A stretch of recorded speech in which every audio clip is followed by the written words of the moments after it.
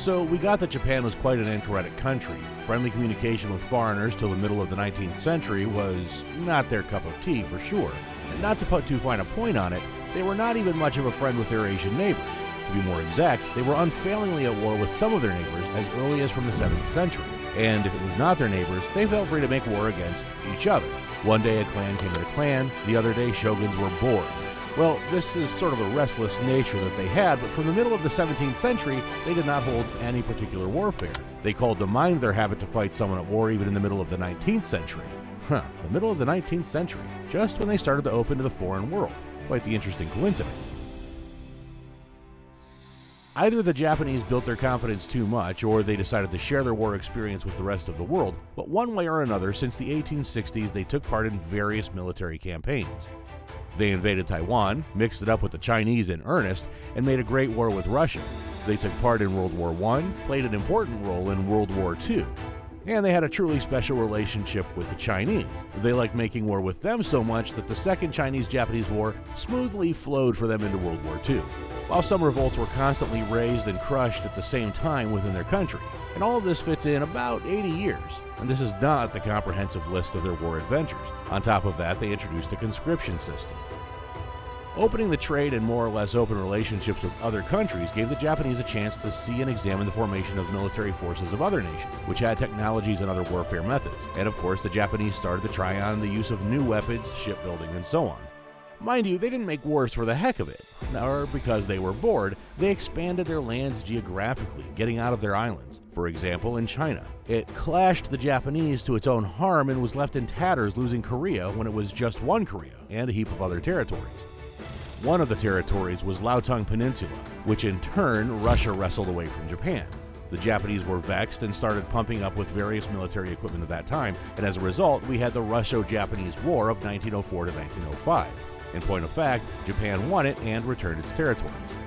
So, during and after the Russo-Japanese War, the Japanese started to realize that it was time to gear up their army, especially from a transport point of view. So the Japanese authorities made it clear to introduce combat robots in their army. Well, no, what robots anyway? The Japanese started to realize that cars in the army might be just the thing. Oh yeah, they already knew by that time what that was. Not just knew, they even saw, and some might have even touched them. A car made by Locomobile Company of America left the first wheel marks on the land of samurai. This company brought American steam cars Locomobile for sale in Japan. In 1901, their first car was exhibited, and the Japanese could examine this miracle. So they did examine it, and they liked it. Liked it so much that some enthusiasts tried to make some sort of car on their own. See, not only was Henry Ford inspired by this steam car, don't you forget how this story began. Well, the Japanese took an imported engine, put it in a handmade cart, and here you are, quite a car.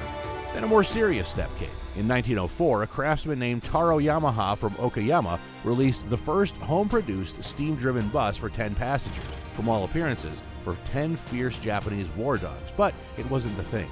The army required something more reliable and proven. That's why they started thinking of cars as military transport. In 1907, Japanese war dogs did research importing military vehicles from Germany and France. And in 3 to 4 years, the first home-produced truck for war needs was built in Osaka. Later, we'll go over the pioneers of the car industry in Japan in detail. But now we can make a conclusion. Car manufacturing started to evolve in the land of the rising sun, too. The nation was at war, and the nation needed modern vehicles. Now, before we plunge into the development of the car industry in Japan in detail, we need to mention yet another event which cried out for the need for cars in the country. Either gods became angry at the Japanese for their ongoing wars, or it was bad luck, but on September 1st, 1923, a terrible enforce and destruction earthquake happened in Japan. The Great Kanto earthquake, as they called it, had a magnitude of 8. 10 is completely fucking shit for reference. Destruction was utterly imaginable. Tokyo and Yokohama cities were almost destroyed. The Japanese land suffered quakes for 2 days. Over 300 earth shocks, fires all over the cities, disabled social infrastructure and railways. Now, the history of the U.S. had a similar event in the spring of 1964 in the Gulf of Alaska, 120 kilometers off Anchorage. That, too, was a huge earthquake. By force, the Great Alaskan Earthquake, as they called it, exceeded 8 as well. And only the fact that infrastructure was not so developed in the region and that it had a small population helped to avoid a huge number of victims and the devastation that Japan had suffered. While in Japan, at least 140,000 people died during the earthquake, Over 35,000 went missing. Unthinkable numbers. Millions of Japanese were left homeless. The country was in chaos, ruins and revolts everywhere. They even wanted to move the capital to another city. And on top of everything else, those days the Japanese political camp split. Various political parties were born with, well, no stability. And then there's this terrible disaster. In 4 words, hell of a mess. You wouldn't wish it on your worst enemy. But the life of the whole country needed to be restored despite the distress. The Japanese collected themselves and started from a blank slate. And there was a lot of work, both moral on yourself and physical. To facilitate the revival of their country from ruins, the Japanese realized again that they needed cars. A critical need for cars to service the residents of the battered country to restore everything that was destroyed arose. And starting their own car manufacturing from scratch, that time it was unreal. So nice to have the US with its entrepreneurs and car makers. Japan took the next track. First, 800 Ford Model T chassis were bought, they were imported, and remade into Antaro buses. Besides, realizing that he could make a buck in Japan in the long term, Ford founded Ford Motors Japan in Yokohama in 1925 and started local assembling and the sale of the T model the same year. GM decided that they were just as good and founded GM Japan in Osaka in 1927, and this way assembly and sale of Chevrolet kicked off. It seems that building a business on the ruins of Japan is a bit cynical, but it's really not. Firstly, it effectively made the life of the Japanese easier. Secondly, the appearance of these two companies exposed the Japanese to modern automotive manufacturing, from inline assembly to the process of control organization, trade, etc. And the Japanese would unfailingly use their gained experience, but a little later. If you're good at something, it doesn't matter where you are doing it. You will succeed anyway. And so is the case with Ford and GM, who are already big professionals in mass production car manufacturing. So their plants in Japan started to puff, people started to work, the conveyor was spinning up, and if sources started to be trusted, by 1930 they yielded about 20,000 cars per year. By the way, some sources say that besides these two car manufacturing giants, Chrysler spent some time in Japan as well. Now, it was an interesting story indeed, and as we have already mentioned, before the mass production car manufacturing by foreigners came to the territory of Japan, samurai themselves tried to cook something up on their own, something that could move on its own and carry commodities, mostly military. They were effectively either copies or something built based on foreign cars, or at best they had their own bodies but used an imported engine. And of course, nobody shared their secrets, technologies, and other tricks of how to make it high quality, fast, and cheap with the Japanese. But then, they built full plants, and certainly, they could eavesdrop there, peek here, as people say. Plus, local employees at plants practiced how to work in this field. A great opportunity to absorb some experience, including the adoption of the best practices of organizing trade. Such a good thing that they had everything up and running. It's a sin not to take advantage of the situation, right?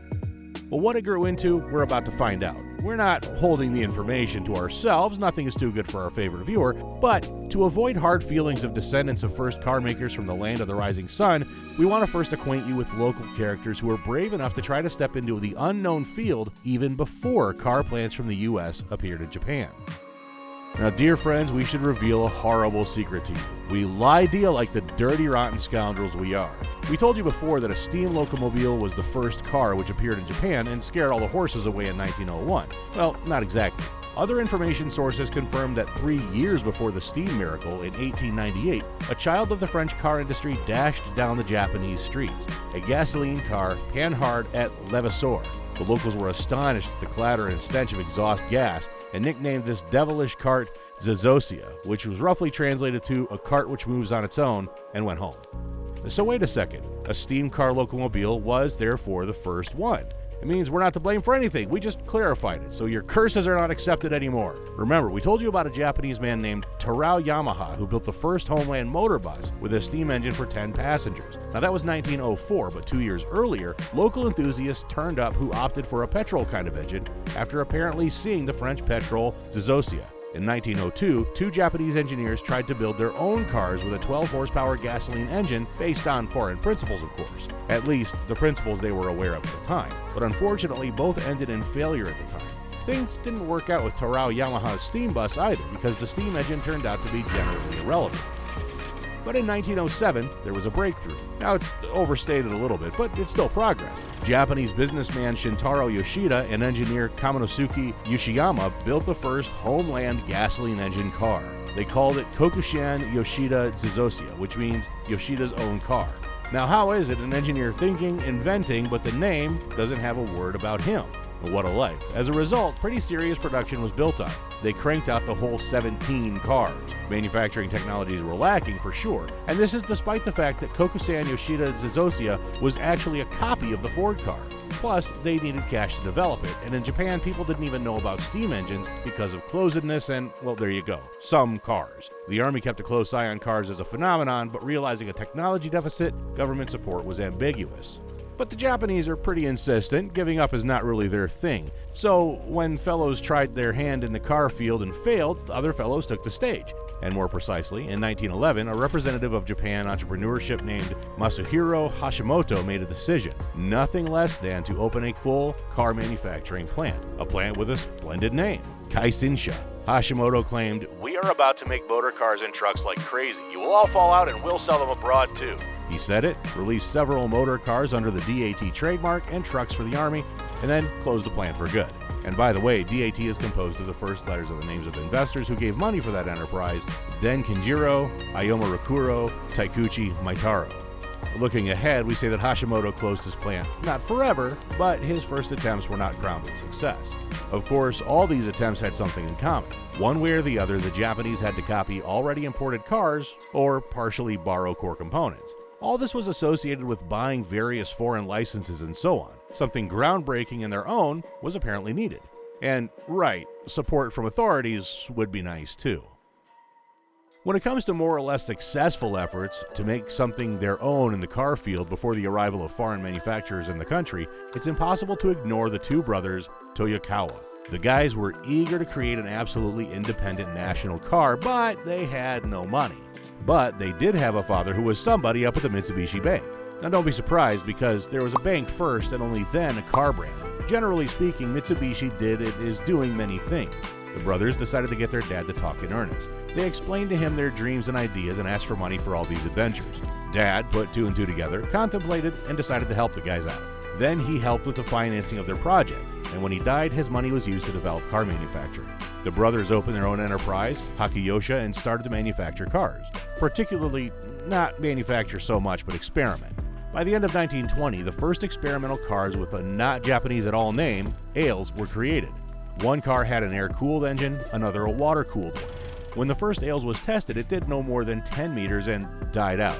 It took off, that's already good, the brothers thought, and kept modifying their vehicles. But, and this is an important but, the brothers made all components for their cars in-house and based on original Japanese technologies and developments. This was no longer a game, it actually meant some sort of progress. As a result, following a number of modifications of Ale's first models, in 1923 a car under a new name, Otomo, came into being, and it was Otomo which became a stock Japanese car.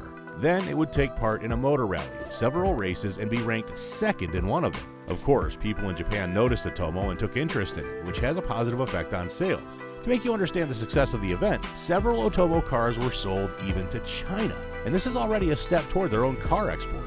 After all these marvelous events, a line of cars with different types of bodies and engines was released. And one can say that demand for Otomo cars started to go up. And that's true. But demand was not growing at the rates the Tokugawa brothers wanted. All the same, they had not much experience and the prime cost and price were too high. Nevertheless, over the next 5 years, 300 Japanese cars of modifications were made at the Hakiyosha plant. And for the first steps in series manufacturing, these are decent numbers, taking into account that there was nobody to fully adopt experience from. And before that, the country was under lock and key for so many fucking years. Of course, it is not worth comparing them with the US car makers of that time. The latter could already produce solid output. By the way, speaking of them, we've come to the middle of the 1920s again, when US launched production of their cars in the territory of Japan. Because of this, Hakiyosha had to close in 1928.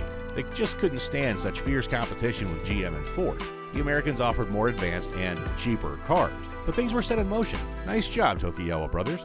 Up to the 1930s, the American car ran rampant in Japan. Now, you might ask a logical question. Where were all the Nissans, Mitsubishis, and Toyotas? Of course, they started to emerge and develop in parallel, one way or the other. But they featured so many interesting things that we decided to make a separate part and tell you about those a little bit later. In the 1930s, Japan was recovering after the cataclysm and kept developing.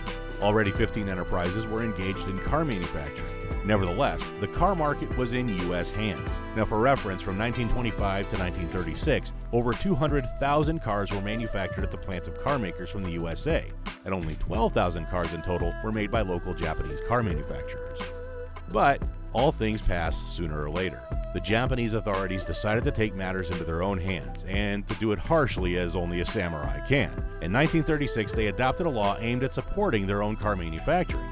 The result of this law was basically expelling all foreign car productions from Japan. Tough, but fair. Certainly, their own manufacturing suffered to some extent too, because new developments and technologies went away with foreigners as well. However, over the years of American operations, Japanese managed to adopt and master many things.